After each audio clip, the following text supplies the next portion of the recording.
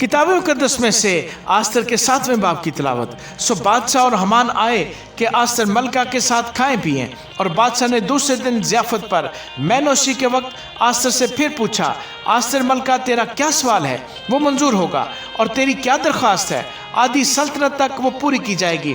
आस्तर मलका ने जवाब दिया, ऐ बादशाह, अगर मैं तेरी नज़र में मकबूल हूँ और बादशाह को मंजूर हो तो मेरे सवाल पर मेरी जान बख्शी हो और मेरी दरख्वास्त पर मेरी कौम मुझे मिले, क्योंकि मैं और मेरे लोग हलाक और कत्ल किए जाने और नेस्त नाबूद होने को बेच दिए गए हैं। अगर हम लोग गुलाम और लौंडियां बनने के लिए बेच डाले जाते तो मैं चुप रहती, अगरचे उस दुश्मन को बादशाह के नुकसान का मुआवजा देने का मकदूर ना होता। तब अक्सवीरिस बादशाह ने आस्तर मलका से कहा, वो कौन है और कहाँ है जिसने अपने दिल में ऐसा ख्याल करने की जुर्रत की? आस्तर ने कहा, वो मुखालिफ और वो दुश्मन यही खबीस हमान है। तब हमान बादशाह और मलका के हजूर हरासा हुआ, और बादशाह गजबनाक होकर मैनोशी से उठा और महल के बाग में चला गया। और हमान आस्तर मलका से अपनी जान बख्शी की दरख्वास्त करने को उठ खड़ा हुआ, क्योंकि उसने देखा कि बादशाह ने मेरे खिलाफ बदी की ठान ली है। और बादशाह महल के बाग से